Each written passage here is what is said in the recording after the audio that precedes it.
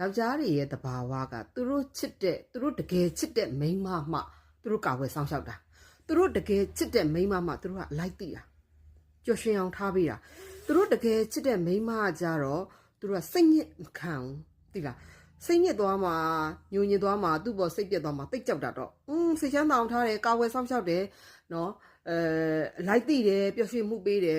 လုံခြုံမှုပေးတယ်နှွေးထွေးမှုအဲ့လိုမျိုးပေါ့နော်ဗတ်ပေါင်းစုံပေါ့ဒါသူတို့တကယ်ချစ်သူ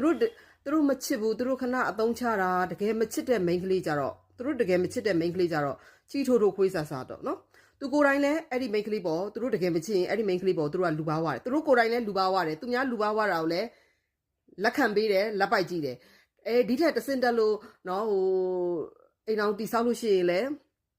နော်သူကိုယ်တိုင်လည်းလူပါဝါတယ်သူ့ဆောင်မျိုးကလည်းလူပါဝါတယ်သူ့မိဘတွေကလည်းလူပါဝါတယ်ဘယ်ဆွေမျိုးပဲဖြစ်ဖြစ်ဘယ်သူတွေပဲလူပါဝါသူကလက်ခံပေးတယ်လက်ပိုက်ကြည့်ပေးတယ်မသိချင်အောင်ထောင်ပေးတယ်အဲ့တော့ကျမတို့အမျိုးသမီးတွေကလည်းပါနှံ့ရမယ်ကျမတို့စိတ်ထမ်းရအကြီးမရအောင်နော်ရက်တန်းနဲ့ရက်တင်ရက်ရမယ်လေပြတ်သားတင်ပြတ်သားရမှာပေါ့အဲ့ခါကျတော့ကိုယ်စိတ်ချမ်းသာအောင်မထားတဲ့ပတ်ဝန်းကျင်ဘယ်ပတ်ဝန်းကျင်မျိုးဆိုပေါ့နော်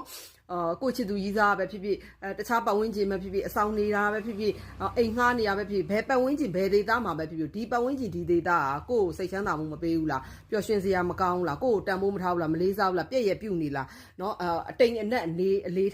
နေထားပေါ်မူတည်ရမှာပေါ့နော်တချို့ကလည်းဘာမှမဟုတ်တော့ပါဘူးဒါတွေခေါင်းနဲ့ထည့်စရာမလိုကိုလန်းကိုရှောက်ရမယ်ဆိုတဲ့အနေထားလည်းရှိတယ်အဲ့ဒါဆိုရင်တော့တစ်မျိုးပေါ့တအားကြီးလေးနက်နက်ကြီးတအားကြီးကိုလေအရန်နေစိုးနေပြီဆိုလို့ရှိရင်တော့ကျမတို့တွေရုံထွက်သိရင်ရုံထွက်ရမယ်ပြတ်သားသိရင်ပြတ်သားရမယ်နော်